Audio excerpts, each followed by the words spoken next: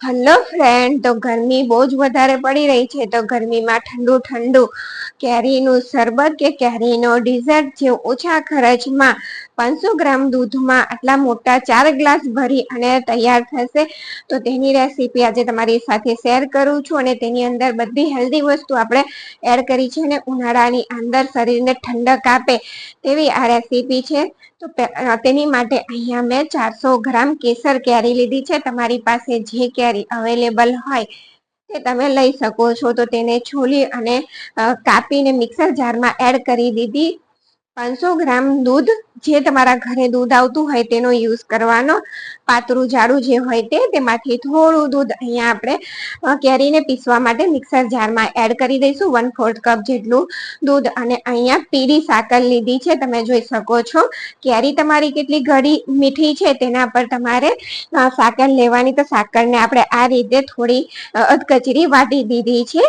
પીળી સાકર એ ગરમી શરીરને ઠંડક આપતી હોય છે, તેટલા માટે પીળી સાકરનો અહીંયા મેં ઉપયોગ કર્યો છે. તો સરસ રીતે કેરીની પેસ્ટ તૈયાર થઈ ગઈ, તેની સાથે તૈયાર થઈ ગઈ છે. અને એક પેન લઈશું, તેમાં બાકી બચેલું થોડું દૂધ એડ કરી દઈશું. અને થોડું અડધા કપ જેટલું દૂધ આપણે ફરીથી રહેવા દઈશું. 500 ગ્રામ દૂધમાંથી જ રહેવા દીધું છે. તેની અંદર 2 table spoon vanilla custard powder add કરવાનો.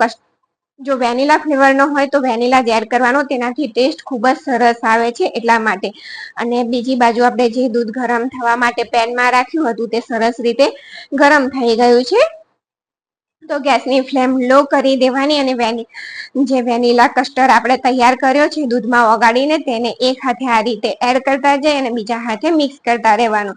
કસ્ટર્ડ પાવડર એ નીચે ચોટી જતો હોય છે, એટલે ગેસની ફ્લેમ આપણે લો રાખવાની. અને બીજા હાથે આ રીતે આપણે તેને હલાવતું રહેવાનું, સ્ટર કરતું રહેવાનું. અને કસ્ટર્ડ પાવડર એડ કર્યા પછી આપણે 1 મિનિટ માટે જ તેને કૂક કરવાનું છે, જેથી કસ્ટર્ડ પાવડર સારી રીતે કૂક થઈ જાય. ને 1 મિનિટ પછી તમે જોશો ને તો જો તેની થિકનેસ આ રીતની થઈ જશે, એટલે ગેસની ફ્લેમ આપણે બંધ કરી દેવાની. ઠંડુ થયા પછી પણ તે ઠીક થતું હોય છે, એટલે અહીંયા આપણે ગેસની ફ્લેમ બંધ કરી તપેલીમાં કાઢી અને ઠંડુ થવા માટે રાખી દઈએ. જો તમે થિકનેસ જોઈ શકો છો ફરી.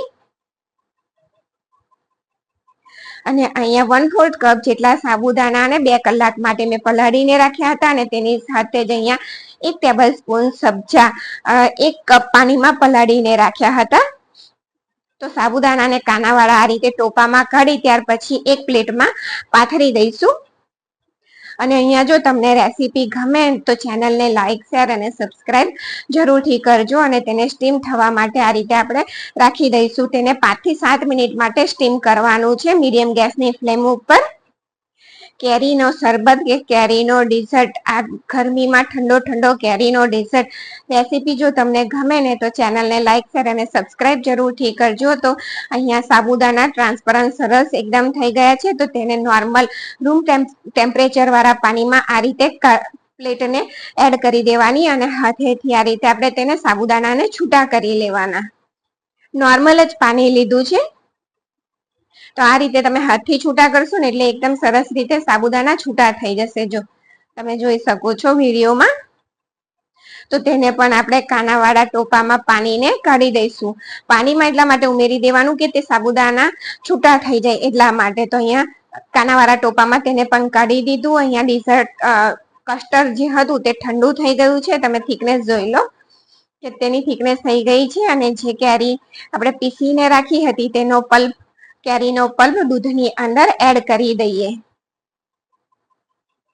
આ ઠંડુ ઠંડુ શરબત 500 ગ્રામ દૂધમાંથી તમે મોટા 4 ગ્લાસ ભરીને બનાવી શકશો, જેનાથી પેટને એકદમ સરસ પેટ તમે પીશો તો પેટ ભરાઈ જશે અને ઠંડક પણ તમને લાગશે. અહીંયા આપણે સબ્જા અને સાકરનો ઉપયોગ કર્યો છે. તો અહીંયા સબ્જા જે પલાળીને રાખ્યા હતા તેને પણ એડ કરી દઈએ. 1 કપ પાણીમાં 1 ટેબલ સ્પૂન સબ્જા પલાળ્યા હતા. સબ્જા એ ઉનાળામાં શરીરને ઠંડક આપે અને પીળી સાકર પણ શરીરને ઠંડક આપે. અને સાબુદાણાને પણ અહીંયા આપણે એડ કરી દઈએ. અહીંયા તમને બધા જોઈન્ટ લાગતા હશે સાબુદાણા, પણ જેમ જેમ આપણે તેને મિક્સ કરીશું ને તેમ તેમ તે છૂટા થઈ જશે. અને હવે જે કેરીના ટુકડા પણ આપણે થોડા તેમાં એડ કરી દઈશું, એટલે તેનો લુક રીચ એકદમ સરસ લાગે.